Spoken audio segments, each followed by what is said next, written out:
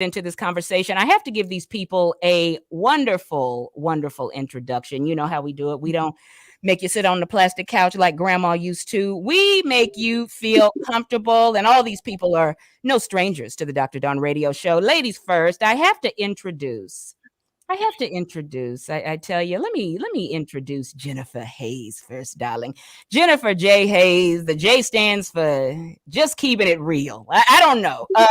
She is a relationship and dating practitioner, darling. She is the director of operations for South Carolina Matchmakers. She is an author, a relationship advice columnist, and a crisis intervention specialist. Welcome back to the Dr. Dawn radio show, Jennifer J. Hayes. How are you, Jennifer? I'm doing good. Thank you for having me. I'm excited.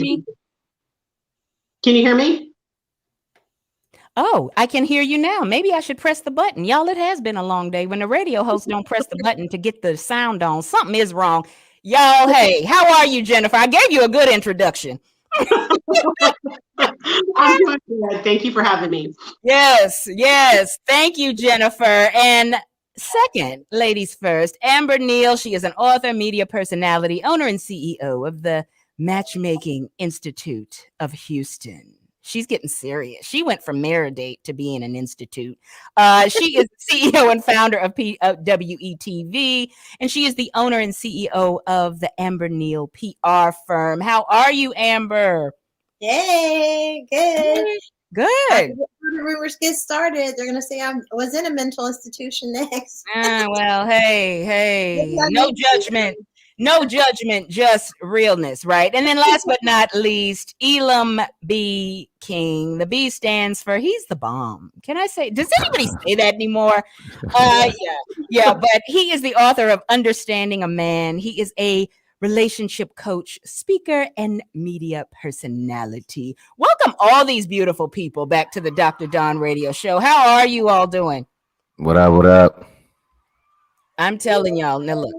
We always talk about resolutions for business and money, success, all that good stuff. But we're talking about relationship resolutions tonight. So first, hey, let's just kick it off.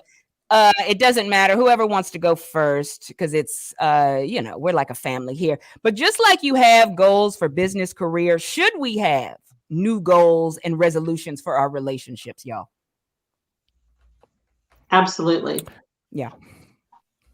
Yes, 100%. Amber. All of you? Any of you? Yeah, 100%. I mean, if you don't know what the goal is, how do you know where you're going? Okay. Elam, you? Yeah, I like to say that people forget the business aspect of relationships. To whereas just like with a business at the end of the year or the fourth quarter or whatever, they sit down and look out towards next year and what's the vision, where they're going to go, what are the revenues, what are the expenses, right? So the exact same thing exists inside of your marriage. To whereas even in your relationship period, even if you're just dating. And you're dating with intention, that is, that you sit and you look at, okay, where are we going? Where are some of the weaknesses and how can we work on those while maximizing the strengths as well? Okay. Yeah. I like that. And I like my banner, but I don't like how it's cutting people's heads off. So let's keep talking. I don't want to cut anybody off, but we don't think about resolutions for the relationship, right? We don't think about it. Yeah. And that's why relationships can be challenging. But I like you all said that. Now, let's get into this. One of my favorite questions I have to kick this off with. We can become lazy in relationships. And let's start with you, Jen, Amber, and then Elam. We can be lazy, even unintentionally. We can be lazy in our relationships. Share some ways, Jen, that even unintentionally, you're being lazy as a partner. I mean, I think the longer you're with somebody, you take each other for granted, and the things that you did in the very beginning to get that person or to make sure that they noticed you or before you got married, a lot of that changes. You let life get in the way. And so sometimes it's like you said, it's unintentional, you don't mean to, but you do start taking each other for granted. And I think that, your schedules get busy, you have kids, you have just so many things get in the way that what you forget is that you have to make time for each other. And I think when it goes back to like resolutions, we were talking about resolutions. I know for me and my husband, that, that was one of ours. It doesn't have, you can call it what you want to call it. It could be a fresh start, because I think a lot of times when you start putting labels and saying this is going to be a resolution, that if you fail at it, then it's like you don't want to try to keep repeating that. But I think it's just a fresh new start. Every year, give yourself a fresh new start, and kind of analyze some things that aren't working and what can we do different this year, but definitely taking each other for granted is one of them. I think sometimes neglecting yourself or your spouse, that happens. You don't, fix yourself up. I know, say it. To be honest, I'm like, well, sometimes I look at myself in the middle of the day because I work from home and I'm like, oh my goodness, yoga pants every day. Yeah. So just the little things that you used to do, sometimes you stop doing those things, so. Elam, now speaking as a man, she just touched on it. Does that matter? Yoga pants every day.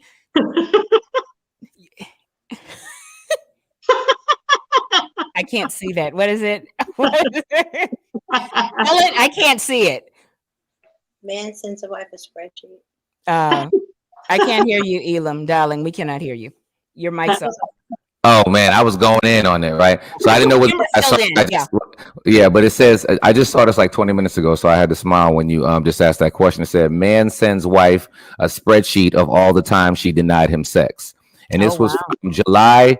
This was from June 3rd of 2014 to July 16th of 2014. So it was about a month and a half, right? And in that month and a half, he wrote down also the excuses each time that she said each time, right? And he sent this spreadsheet. Oh yeah. And so from the 3rd to the 16th, you're talking about, what was that? Maybe about 45 days, they had sex 3 times. Oh wow. And so he was giving her the data to say, hey, this is an improvement. And I just, just to Jennifer's point of people taking each other for granted, we have to check in. It is our responsibility. Yes, we're tired. Yes, we this, yeah, we're that. And it's not just for sex. Sometimes it's just emotional intimacy. It's not, we don't look at that. How was your day? Something crazy about it. What are you doing in your life? And you actually care about it. So it's not all physical intimacy. It's also emotional and intellectual intimacy that we have there. And so we have to make sure that we continue to, I like to say, requalify for our relationship. Right. And so whether it's the yoga pants or whether you kind of fix yourself up a little bit, and that's men and women. Right. Because we think sometimes the look is just for the woman. No, men, you got to keep that yourself together too. Together as well. So we have to check in and then be able to receive the feedback when we get the feedback. Yeah. Right. So that's also important as well. I like that. And look, Amber, what do you want to say on that? So, half of the divorces last year were cited for social media. So it's so funny to me that people have time they work all day. You think you're diffusing, you're getting online, you're playing games, you're on social media, you're keeping up with the Joneses, you're posting. People care more about likes than they care about their relationship. And I think it does go back to the point of that, taking them for granted. Well, they're there. Okay, yeah, they're there. But if y'all are passing 2 shifts in the night and you're more like roommates, you have time to get on social media and play your games or do what you're doing online. But then you get off and you're sleepy and you go straight to bed and you don't have the intimacy. You don't have the time. So I think the laziness, we got to account for social media, that people are so addicted to that part and get that dopamine hit or whatever it is that they don't realize the dopamine hit you get is from the one you give and get from your partner, not from the world. Why am I getting high right now? In a good way. I'm loving this conversation. If you do want to make a comment, thank you everyone who is watching. Please make your comment and I will gladly read it on the air and in the chat. But we want to blame social media, but who's in control? We love to blame social media, Jen, and you being with matchmaker. I'm sure you hear all kind of things. But look, who's in control? We love to blame social media. No, you are the one who didn't put the game down. It's come on, married people, single people, let's get ourselves together. But I love how you said you get in a routine, and married couples, that happens with them quite a bit. But Jen, let's talk about social media. Is social media to blame, or are we to blame? Well, I mean, I think social media plays a part, absolutely, it plays a part in your relationship. But, it's different. Like, because in my relationship, my husband's not a social media person. So that's not something that I have to deal with. But he has to deal with it on my end because it's something that, is part of my business and things that I need. I do think that you control that, control, but it comes down to, communicating and understanding each other's needs. And I think that's super, super important. Yeah. Do you think couples, Elam, Amber, either one of you should say, you know what, 8 o'clock, no more social media. We see it's a distraction while we're doing our resolutions. If we see social media or the ex-girlfriend is DMing you or whatever, all these things that can go on, should we say, you know what, 8 o'clock, social media is off. It's our time. If you see it's a problem. I think that you should definitely set times like for dinner and important times where the phone should just go away as a family, period, whether your kids or not. But the other side of that is, like you said, the ex or the new guys or the new girls in the DMs, and everything seems new and shiny and exciting at first. But that's why they say you trade the 80 for the 20. So you might be mad about the 20 right now, but it's about the effort that you're putting into. So the other part of that divorce was not just the games and social media. It's that people will say, like, if you're married, hey, honey, what are you doing? Oh, I'm just on Facebook. It should be harmless. Yes. You're talking about people use social media as a hookup source. I call it the lazy man's bar. I mean, that's what it is.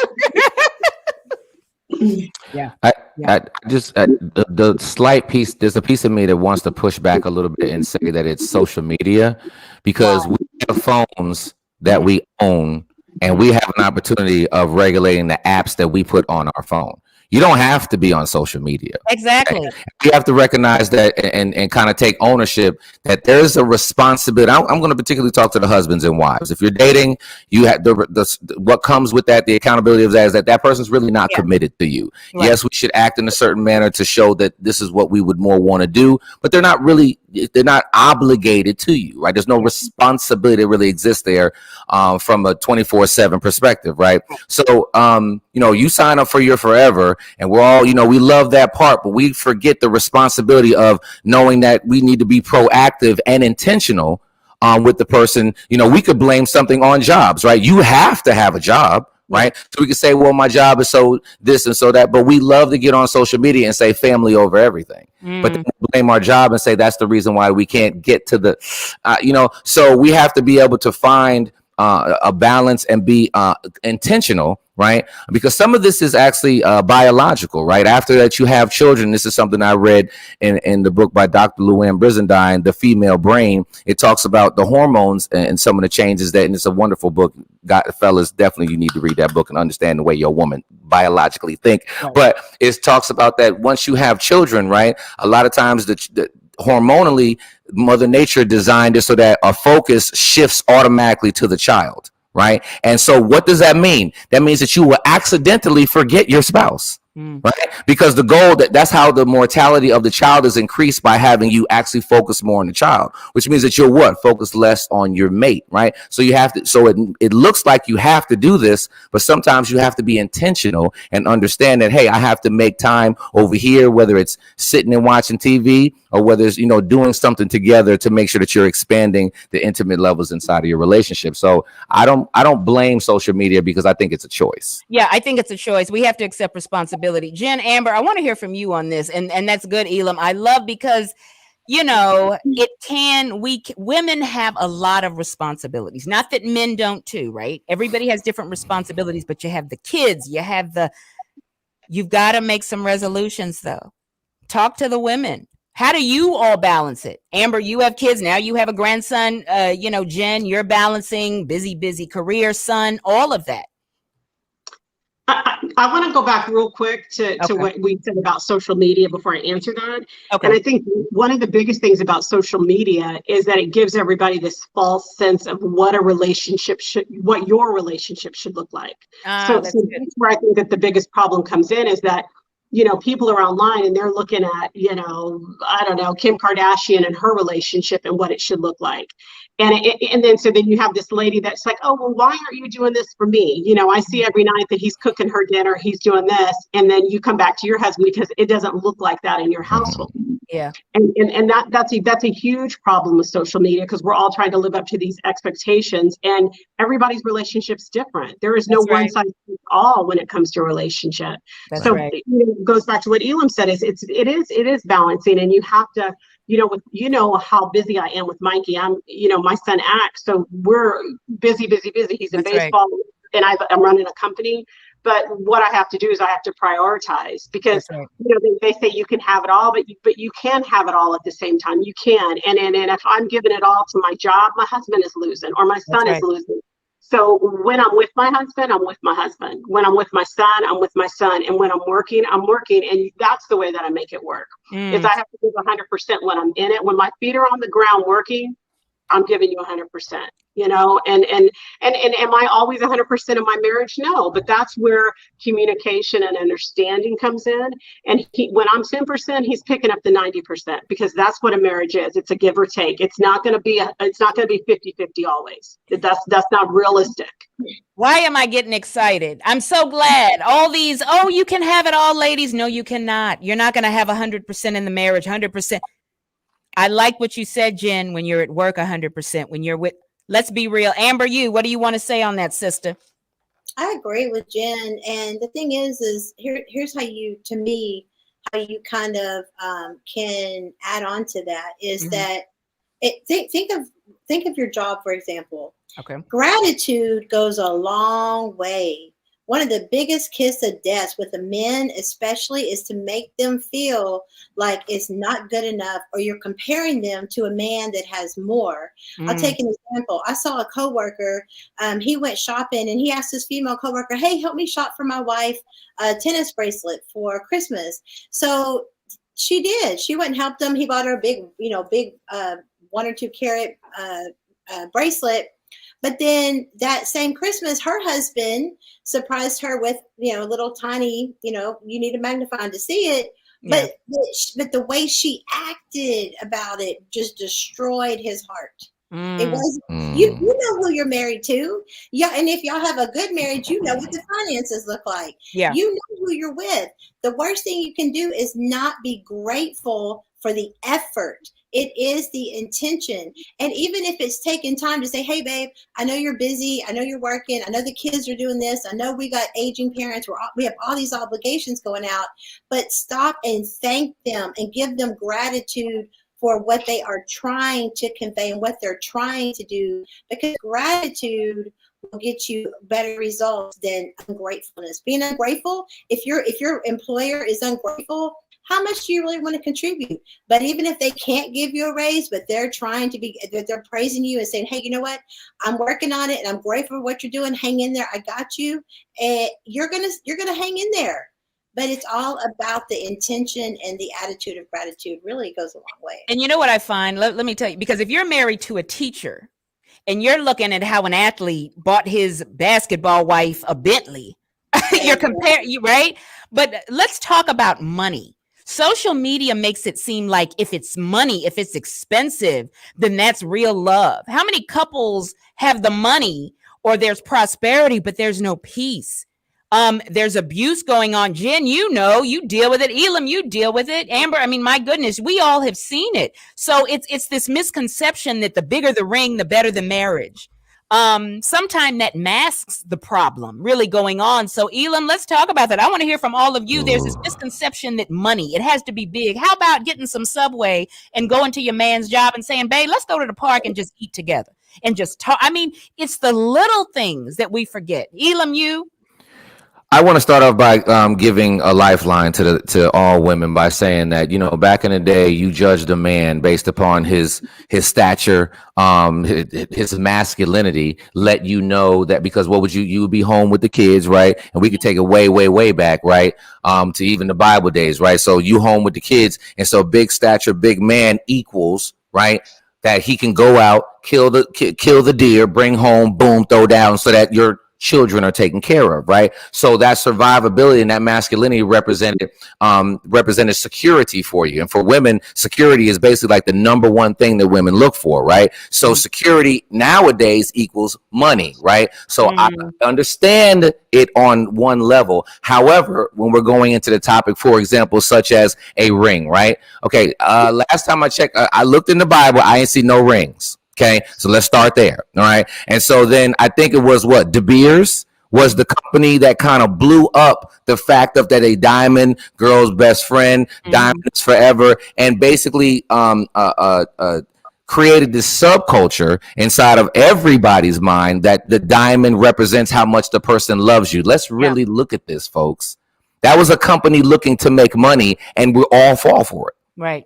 Right. And even to this day, but you could have, and that's why sometimes there are the good men might be overlooked because he's on the rise. Right. Maybe 15, 20 years down the road, y'all balling. But right now, y'all smalling, but y'all going to do it together. Right. And you create that peace and that harmony so that when those finances do come, you guys are ready and can hang on to it and stick together. So, finances is the number 2 reason for divorce. Let's be very clear. Number 1 is infidelity. Number 2 is finances. So it is about the money, but at the same time, we have to make sure that we're being mature enough inside of these spaces to really, like, at the end of the day, you're judging a man and the way he loves you based upon the ring or the proposal. We see these magnanimous proposals that are going on right now. And everyone's trying to compete against each other. Have you noticed that? On one knee in Waffle House. Yeah. I mean, forbid. You know what I'm saying? I have my engagement photos. Now we have ours, and ours, it's all this, and nothing wrong with that. But what are your motives? Are you showing out? All that going on. Amber and Jen, I want to hear from you because you're matchmakers, right? And this is...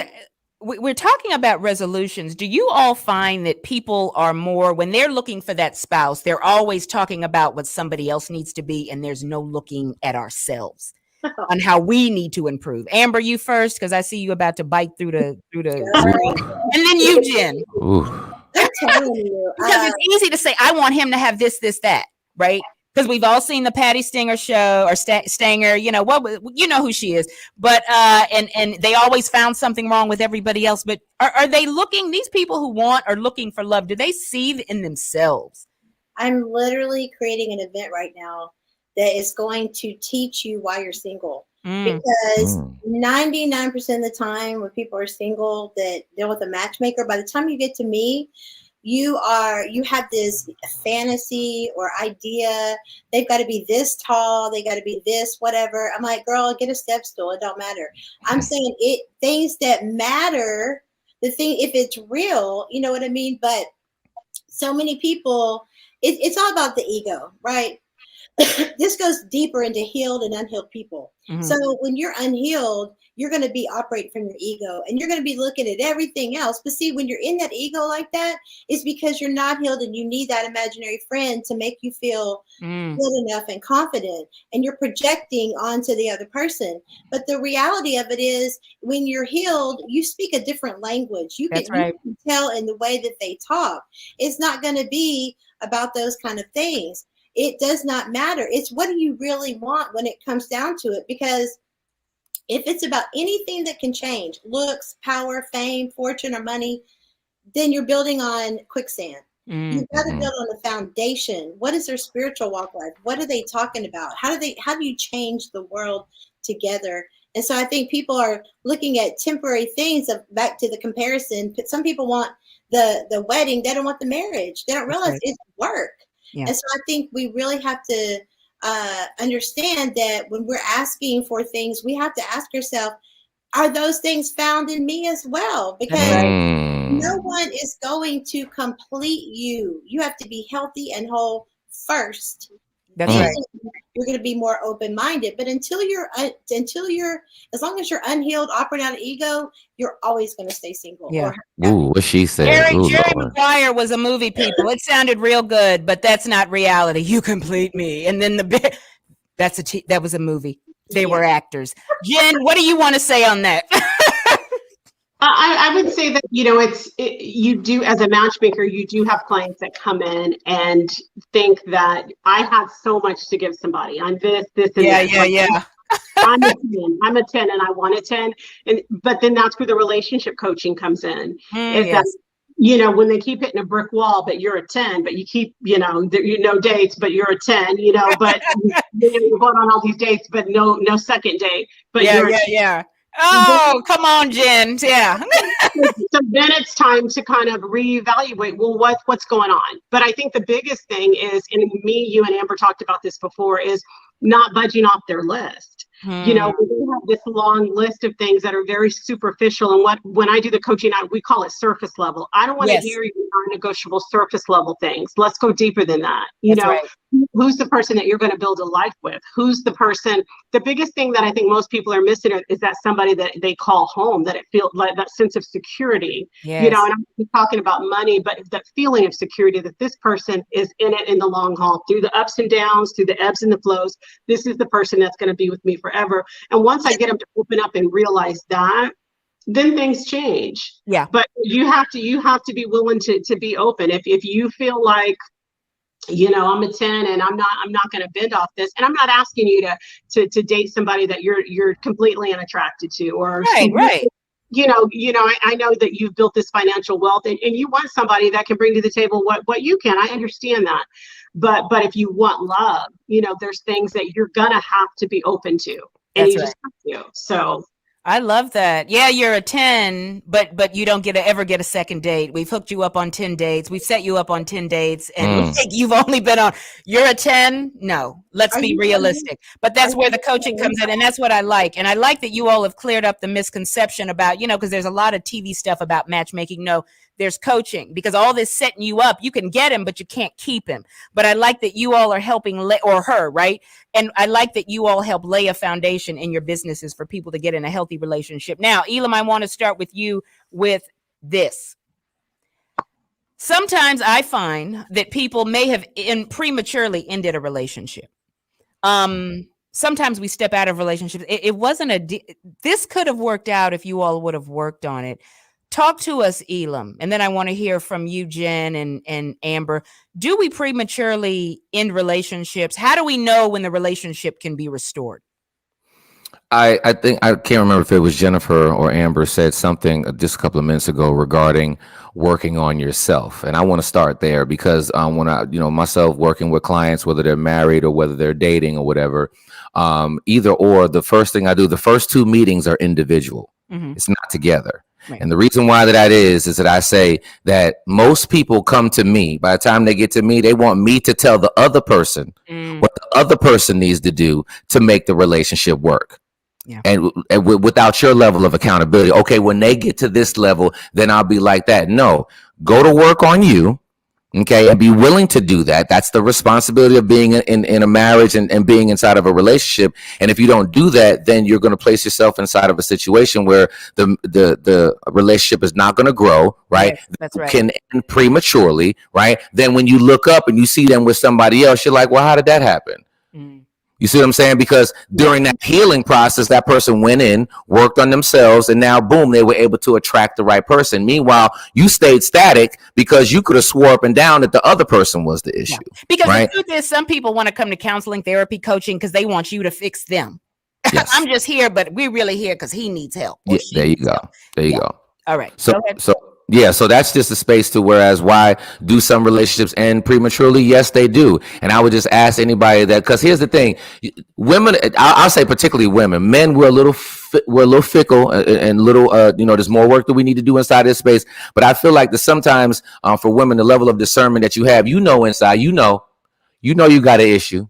Okay. You need to go to work on it. Right. He might not have figured out what he needs to work, but you know that you need to work on something. Do we agree, ladies? But you just try to find somebody that can put up with your bull. OK, somebody that can accept your bull versus you going to work on it, because it's hard to work on ourselves. It is. Right. Yeah. OK, so and then, for men, there's more of personal development that we need to do inside this space. But again, we have to grow out of the subculture that was built, that has been built out here with us, that we can't seek help, right? We can't seek a third party to come in and kind of take a look in here and say, bruh, what are you doing? You know what I'm saying? And give us steps. And then we be willing. I mean, all of us, I think, you ladies look all in your 30s. and late 20s. However, I think all of you are tenured enough to know that, remember back in the day how they said that men, when we're driving and we get lost, we don't like to ask for what? Directions. Why is that? You see what I'm saying? That's why we're not in church the way we need to be, because we have to submit, you know what I'm saying, to the leadership and faith around it, right? Because we were built to just be, I got it, I'm gonna figure it out. Yeah. So I think that do relationships end prematurely? Yes. The ones that can be restored are the ones that when you go do some self healing, some self help, and through prayer and understanding, maybe you can turn around and go back and be like, yo, that was me. On this, I still might need you to do ABC. Now you got some account, but I need to own what I did, right? And is this an opportunity? And sometimes those relationships can be rekindled, but there's got to be some healing on you first. Yes, Amber, you, and then you, Jen. What do you want to say on that? I think a lot of times when things end prematurely, you've gone into it with an attitude, if it don't work out, I'll just leave. You're not really committed. Back in the day, I had so many couples that have been married for a long, long time, over 30 years. What's your secret? And most of them say, the generation I'm from, we didn't give up. There was no quitting. There was no out. I actually believed in their marriage. But I think relationships can end prematurely also because we don't listen to our spirit. We know the truth. You recognize a demon when you see one. Oh, yes. A demon ain't going to see, the enemy ain't going to send you a soulmate that looks like the devil. He's going to send you everything that looks like everything you dreamed of. That's and right. When you ignore your discernment, you ignore that, you prematurely end it, or it'll look prematurely, because the whole time your spirit is fighting you to get out of, they ain't right for you. That's not the best you. Is this God's best for you? So no, you end it. And then you go back. But how are you going to follow a man or have a woman be your queen if you don't have God as the foundation and the glue in the middle? Because we all have egos. So we have to have something bigger and higher than us, God, that will be the accountability partner when the therapist ain't there, when the other people aren't there. But I think it's really about slow down and actually ask yourself, is this God's best for me? Then you won't prematurely or ever have to end anything because you didn't rush into it. Don't be so thirsty for a spouse, because anything you have to have in order to be happy, the enemy will and can use against you to keep you miserable. So don't let the enemy play you by you wanting a husband or wife more than you want a relationship with God. Because as they say, dance with God and he'll let the right one cut in. Because you have to first love God, because you really should love God more than your spouse. That part. Right? That's how it should be. But Jen, I'm going to read her comment and I want to hear from you first. Jen, thank you for sharing this. Michelle, who is the real estate guru. She is just multimillionaire. Michelle, that's what I'm going to call her. Goodwin Lambert. She says, y'all, I ended my 27-year marriage because my ex-husband refused counseling. It takes two. Thank you so much for sharing that, Michelle. And anyone else who's watching, if you want to make a comment, please feel free. What do you want to say on that, Jen? Hi, Michelle. To that, I do believe that sometimes, relationships end for different reasons. And we know that, there's no one rule why this relationship ended. But I think it boils down to, let's just put it out there, laziness. Elam said it about hard work, is that it's so easy to get somebody and in the beginning, but it's hard work to keep a marriage strong. And it's even harder when it's going bad. So it's kind of easy to get yourself on track, but when you have to go to counseling and he's not going at the level that you're going or refuses or at all. Yeah. Exactly. Yeah. It's hard. And so a lot of times we set boundaries. We set our boundaries for ourselves to say that I'm gonna give it 100%, but I can't pull somebody else along. And I see what you mean. Sometimes, I've been in the industry a long time. I have people that were married for 50 years at 70 years old walking away. Wow. Right. Right. And you never know why. Why somebody ends a relationship, but it's hard work. Yeah. And I like you said that. Let's have some honesty here, people. Because let me tell you something, and I just thought of this, y'all, because this is what can happen. Oh, babe, and it can be her or him. Okay, it's not always the husband who doesn't want to go. It can sometimes be the wife, but oh, well, I bought you flowers. I'm sorry I missed the counseling session. No, that doesn't make up for the fact you didn't go to counseling. You see what I'm saying? We got to work on this. Flowers is not working on it. A new piece of jewelry is not working on it. talk is one thing, but what are the actions showing that they're trying to change? My goodness, Michelle says, praise God. Yeah. Can I just say something really quickly? It's so interesting. So we have to, ladies, I'm giving you some of the reasonings. I'm not going to say that it's an excuse for us. Let me be very clear before I say this. All right. Because we have to do much better, particularly in this area of counseling and being able to see, coaching from somebody else. Right. So besides the subculture that we came up in to not, and how it represents a weakness to be inside of counsel. So understand that some of us have been indoctrinated, just like the diamond ring is an indoctrination. Not going to counsel is an indoctrination that we as men have received. You're at a higher level of wanting to communicate. Estrogen causes you to want to biologically more want to communicate. So even biologically, you're more wanting to speak. And we've been, in a digression in this area. So we need to do better. All right. And so I just want you to look at that piece of just understanding some of us are coming into, we need to evolve better in that space. I'd say at least 70% of the time I'm contacted, it's the man doesn't, about 30% of the time I'm contacted, the man doesn't even know that she went and got any type of counseling. And she's like, okay, I'm just going to hire you. And then I'm going to figure out how to tell him. This is what really happens. Black, white, Hispanic, all of the above happens right now. And so we have to look at what we're looking at and be willing to foster the environment that can allow that. But I want to go to those who are dating and saying, if you want to get this right down the road, do not skip pre-marriage counseling. Absolutely. Start this thing off correctly by saying, this is what we're gonna do all throughout this marriage. Okay, those who are already in, I know you got to turn around a little bit, but those who ain't in yet, start that thing off right by going to pre-marriage counseling and laying out the guidelines, setting the boundary that this is what we're going to do because it's necessary. I cannot tell you how many couples who have come on here and been transparent about their marital problems or they got a divorce. I said, did you get premarital counseling? It's always no. It has always been no. Now, let me read her comment. And Amber, I have another question for you. Michelle says, you are correct, sir. That's exactly what he said. He refused, stating that we can figure this out. I'm not telling a stranger our business. That's real. That's real. A real statement. I've had friends say that. That's a real statement. It's real. Okay, I tell you. And she says, I totally agree to premarital counseling. And Michelle, we pray, we know the next one, girl. We pray the next one for you is a forever kind of love. God bless you, girl. Thank you. Thank you. Michelle, I just love Michelle. She's great, great, great. But Amber, I want to hear from you and then Jen and you, Elam, on this. We're having such good conversation, aren't we? My goodness. I just love when we just we just chilling here. We just chilling here. But I want to hear from you, Amber, Jen, and Elam. Let's talk about ultimatums. Okay. Unhealthy versus healthy ultimatums. So I just don't think ultimatums are, to me, if I have to give an ultimatum, it takes the fun out of it. I don't want to give an ultimatum. If you have to give an ultimatum, to me, that's it kind of tells you where you are and where you stand with the other person. Because the one thing about it is when a person is truly committed, truly in love, truly with their partner 100% mentally, emotionally, spiritually, on every level, they're going to want to go out of their way to do whatever helps or makes the other person happy, because you're one person when you're married. So when you're not caring about what they need and you have to give an ultimatum, how does that help the marriage? How does that help the relationship?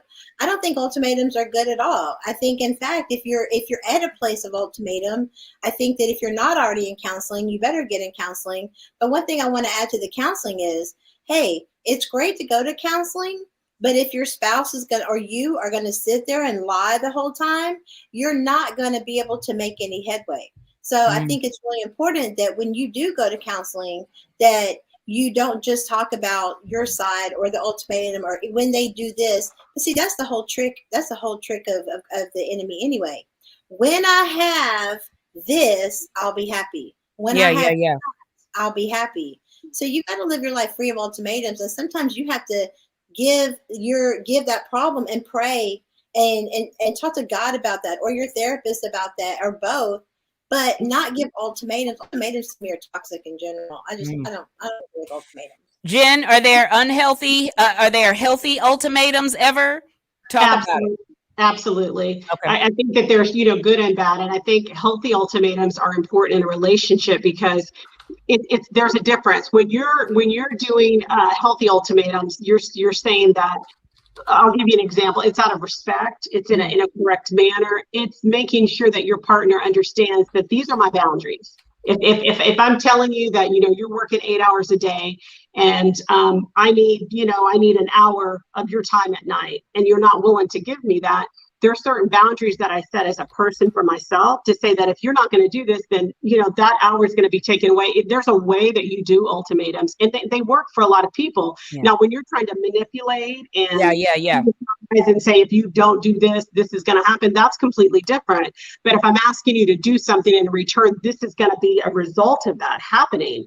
That's in a different way because you're trying to build healthy boundaries in the relationship, and your needs and your desires have to be clear with your partner. And that's part of having a healthy ultimatum. Yeah. I was doing some research and they were talking about healthy versus unhealthy ultimatums. The word ultimatum is so ugly, and many times it's not and then many times we see it done, if you don't do this, I'm not going to, yeah, all that. Now let me read Michelle. I love questions. Elam, we're going to start with you with this. She said, what about prenups? She said, I'm definitely considering with the next marriage. Prenups. Elam, let's start with you.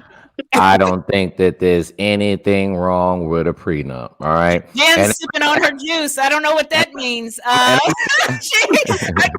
Elam, finish up. No, I don't think there's anything wrong with that because here's the thing: every 16 seconds in the U.S., there's a car accident. Right now, of course, having insurance is something that is legal, but you got plenty of people who've never been in an accident, right? And so we have to look at the fact that if divorce rate is at 50% inside of the U.S. and up to 70% inside of the minority community, let's just really look at this, folks. You line up 10 Black couples. 7 right now statistically are not going to make it. So I don't think that there's anything. So that's just real. That's a default automatically, right? Until we do better, right?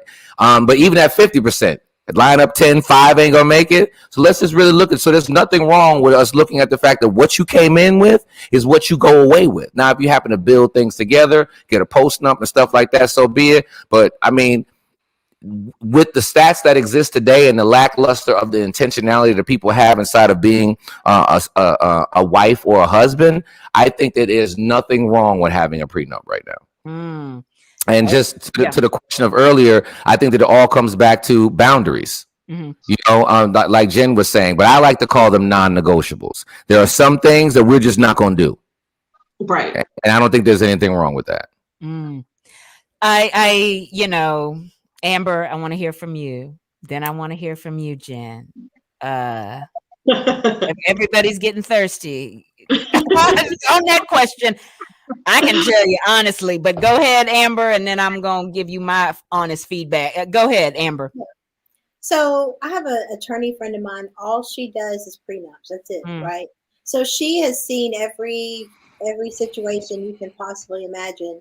And before I really talked to her, I really kind of felt like, I'm more like to each their own, whatever you feel comfortable with. But I also feel like now that I understand it more, because I agree with Elam in the sense that marriage is it's an institution, but it's also it is a business relationship. There is a business element to it. So I think if I went into a partnership with you, Don, and our partnership, what is the point of creating a partnership agreement? It's the same thing. You're creating this partnership agreement saying that if we, because it's in the agreement, if we disband our partnership, who gets what, how does it work? And so that way we already know, hey, we've got to go to mediation, or we've got to divide the assets this way, or you've got to buy me out, or whatever the case may be. You already know.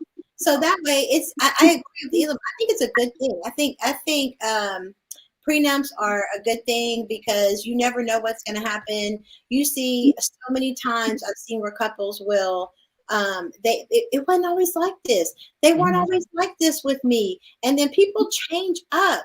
You've seen so many people talk about, hey, anybody can change up on you. Don't be surprised. So at the end of the day, our intentions may be good, but as they say, a man's true test is when he has money, and a woman's true test is when a man has nothing. That's just an old saying, but that's the whole point. It could be vice versa nowadays, because I mean, we make money too, but I just think at the end of the day, you know this person at this level, but you add a bunch of money or attention or power that goes with that, they might change up on you. Right. And at the end of the day, if you're the one that helped them build it, you should definitely help them spend it.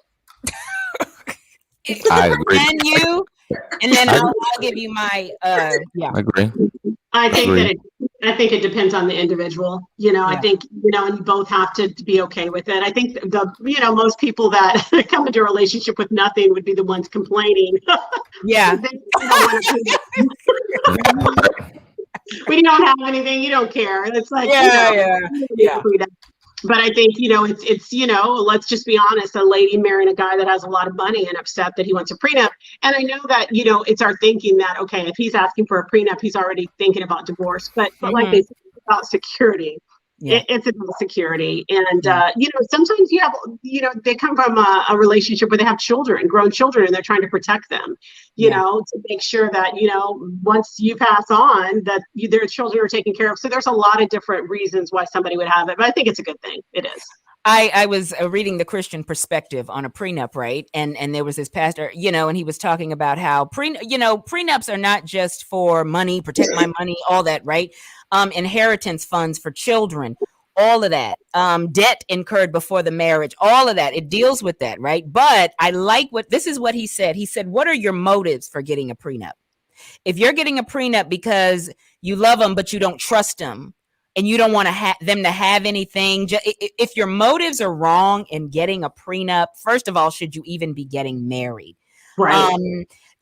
And all these things he was talking about, what are your motives? But if you're going into it with the right motives, but the Dr. Don personally, where I am is not where I'm gonna stay. If I'm worth $1 billion next year and I marry him, I love you.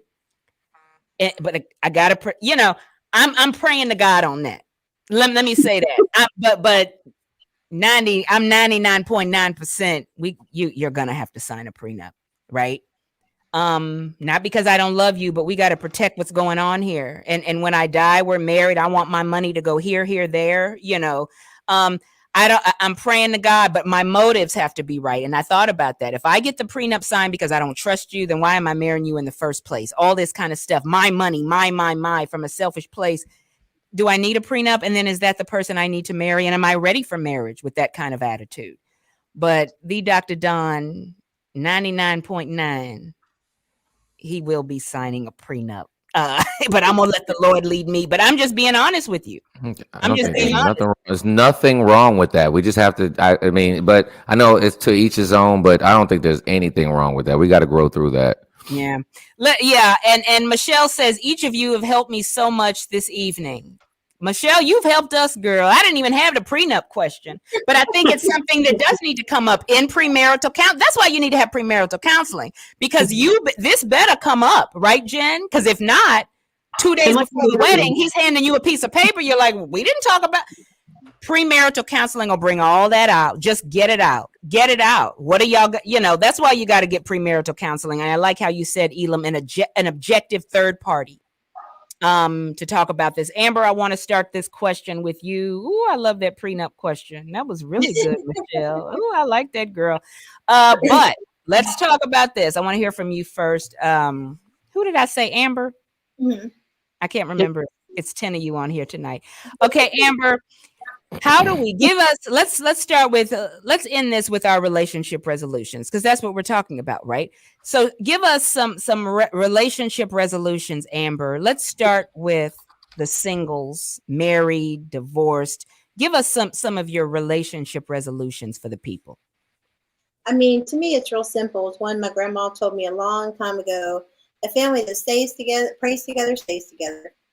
I mean, that's it. At the end of the day, you got to have a core foundation of faith. God's got to be the accountability partner in your relationship. So pray together, pray for each other, cover each other, not just in the material world, but cover each other in the spiritual world as well. So pray together. It'll strengthen your relationship. It's kind of hard to stay mad when you're in the middle of a prayer. My goodness. And I was in shout out to the Wife Life Ministry, because next week is my marriage masterclass with a couple that's been married for a long, long time. And she's over the Wife Life Ministry. You know her, Elam, Lady Val. But she, they also talked about, and y'all, this was very important. When you pray, don't pray, fix him. Many times women are praying, fix him, fix him.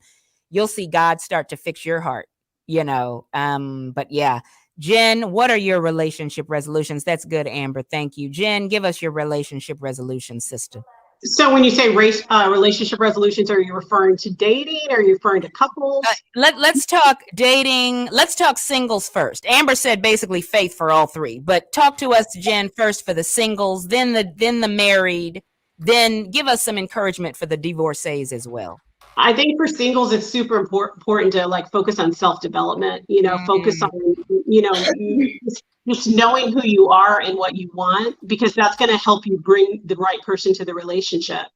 And that's super, super important. A lot of times I think that, and this is going to go into divorce, is somebody that's been divorced feels like, I have to heal for 5 years. And I understand you have to heal. You have to kind of look back at the relationship and see what went wrong and bring the good stuff with you, but leave the bad stuff there. But I also think that a lot of times we don't think about this, is that you heal in a relationship, and sometimes we think I have to heal and I have to be complete before I move forward. But what I'm learning from my coaching clients is they're teaching me some things, is that you heal in a new relationship. Yeah. Part of the healing happens in a new relationship. Yeah. So I just think that, for divorcees, they should really focus on time to heal, but then time to rediscover who they are, so they can meet again, and they have to learn how to open their heart, because with a closed heart, you're not going to allow anybody in. As far as being married, I think, you have to make each other a priority, and fit that in wherever it happens, and just communicate just like you would do with dating, is you kind of have to tell your partner what your needs are. And if they're lacking in that department, be open and honest about that. And sometimes we're afraid to say that because we don't want to strike up an argument, or, we just don't want that confrontation in the marriage. But I think in order for you to be complete, sometimes you have to bring that up and say, this is what I need from you, and that's the great thing about my husband, is because when I do approach him with those things, he makes an honest attempt to step up and to do those things. And I really appreciate that about him. Oh yeah. I'm telling you. Beautiful, Amber. Beautiful, Jen. Elam, you. Can you hear me? Can you see me? Yes. Okay. What is this? He's be doing too much. Popping in, popping out, whatever. Hey, who cares? Yeah. No, sorry about that, guys. So I would say that, first of all, for singles, I like to always say, find yourself first, and then you can be found. The one person that most people do not sign up for inside of a relationship is themselves. And then what they do is and if you don't know yourself and have your purpose and where you really need to go, you'll end up attaching yourself to somebody else and then resenting that down the road for the choice that you made. So I think that the most important thing, and people try to always talk down to singles, right? Like, oh, you're still single. You are in like the best situation, right? Because you have a chance to design exactly what you want. Sit out here, listen, drop back, right? And before you throw that pass, really look to see who should receive you, right? So I think that when you know yourself and what direction that you should be going in, it allows you to make a better choice of who can be your life mate, right? And let me say this, as a single, I am so finding myself, and I will be a very good wife, because there are things, y'all, I'll be sitting at my house or working on or doing something.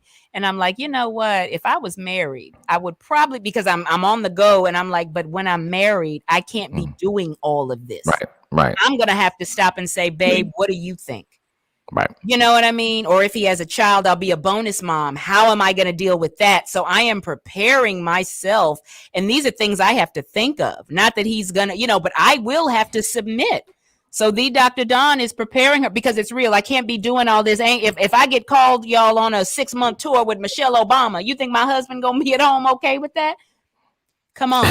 These are things we're going to have to think about. We're single, but when I'm married, so I am preparing myself for marriage in that way. And that's not a bad thing. Elam, you wanted to finish up? Yeah, and even that word submission, because sometimes people get a little cringy on stuff like that. Well, here's the thing: if you know which direction you're going to go in, right, you're going to have a mission, a vision of where you're going to go. Submission, right? You come under the mission. So if you have a mission, and ladies, let's say in particular, right, and so that you're looking for somebody who's got a mission, so that you can come underneath that. If your mission does not match their mission, that's why a lot of times just because you're two good people doesn't mean that that's your person, right? They might have a great direction they're going to go in, but it's not congruent with the mission and where you're going to go, right? And then people wonder why it doesn't work. Well, your missions just didn't work, and you have to understand that, right? For those who are married, the number 3 reason for divorce is communication. I actually think it's number 1, because number 1 is infidelity. But if you really think about it, infidelity is actually a lack of communication. Then somebody made an action. That's really what it is, right? So if you have to understand that communication is key, and I always say everybody's grown until it's time to communicate, right? When it's time to communicate, people want to take their ball and they want to go home, and they want the other person to figure out what their ball is, how to bounce it, and how to move it around, right? And we're not crystal balls. We are 2 separate brains coming together, trying to walk down the same path. There's only one person that can teach the other person how to love you, and that's you.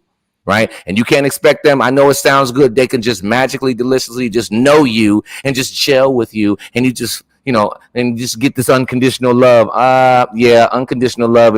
If we really look it up, unconditional love is really, it's not possible, because it means under no conditions will you leave this person. And I think that most of you should have conditions in that space, right?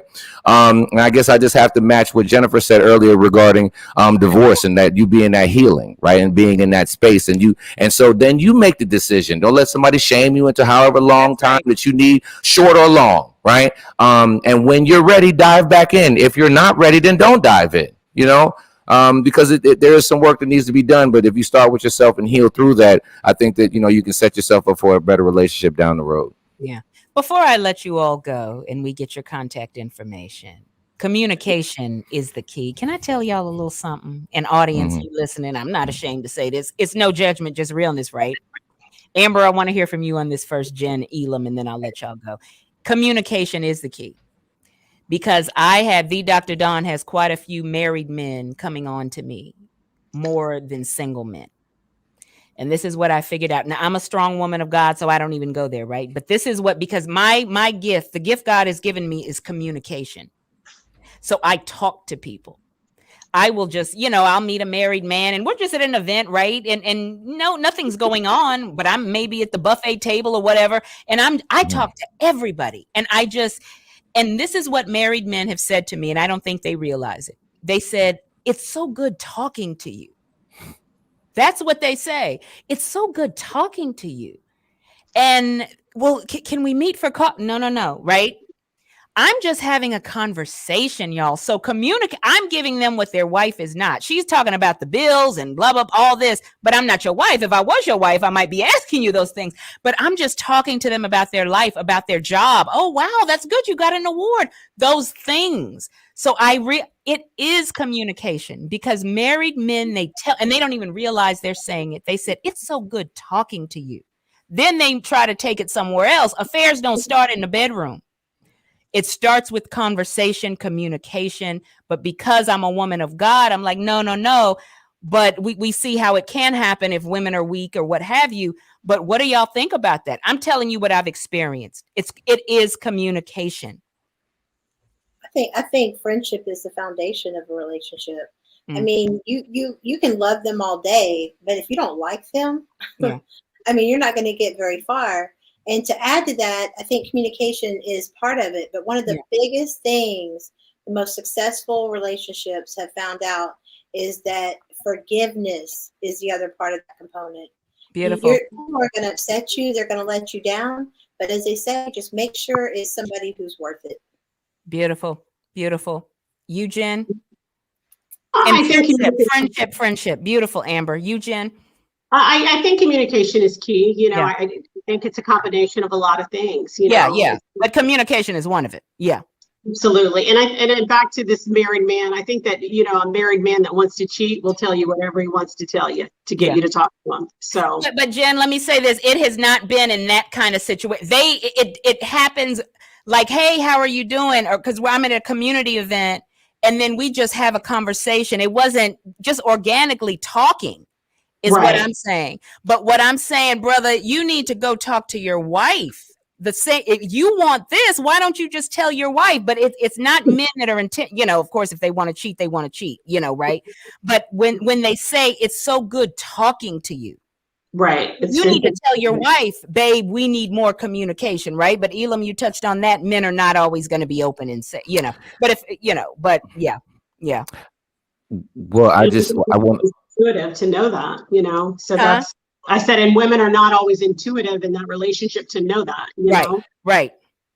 One of the things I talk about in my pre-marriage course and live as well with my clients is the 5 different levels of intimacy. Because when I say the word intimacy, most people think sexual. Mm-hmm. There's 4 other intimacies that exist. There's emotional, there's intellectual, there's spiritual, and there's experiential. Right.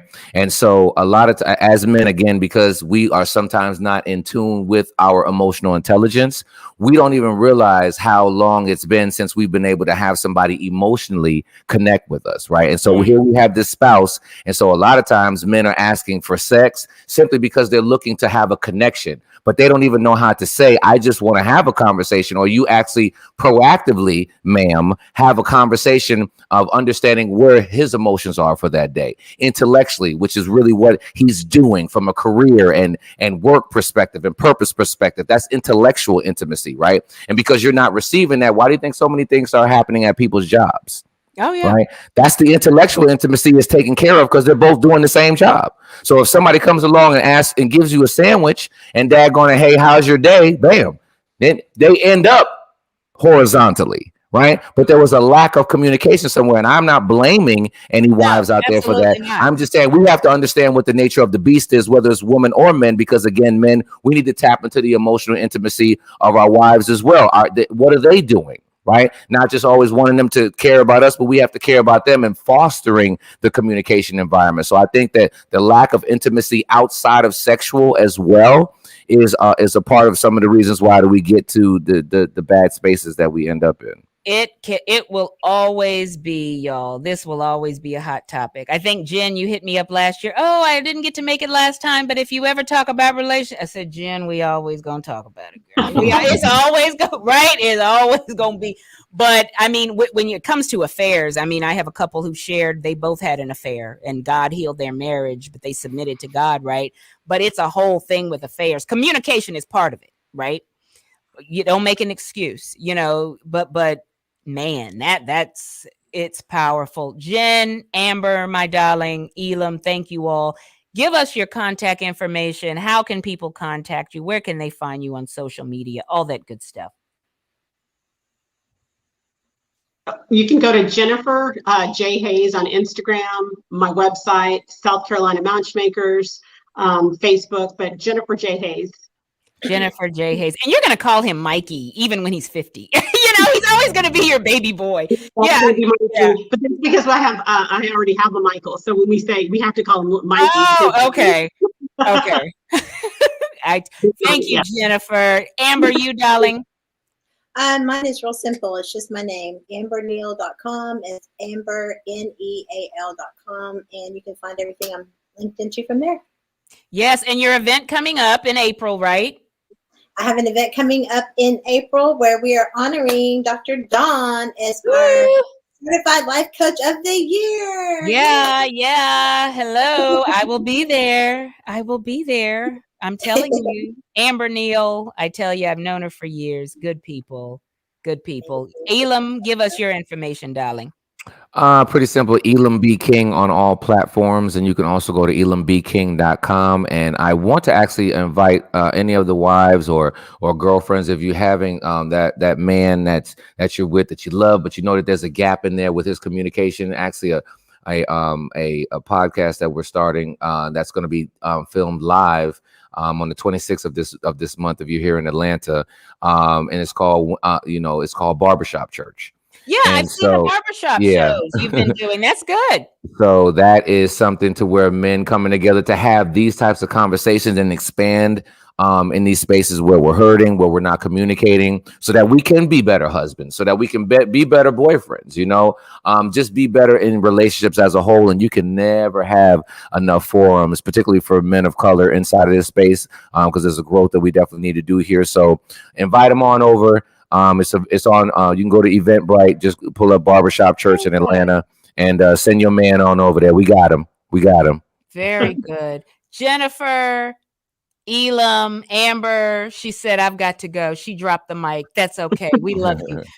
Love you all. So good I could have all three of you. Wonderful conversation. Aren't you glad we do StreamYard? Jennifer, you ain't got to drive over here, girl. It's in the cold. See how God blesses y'all.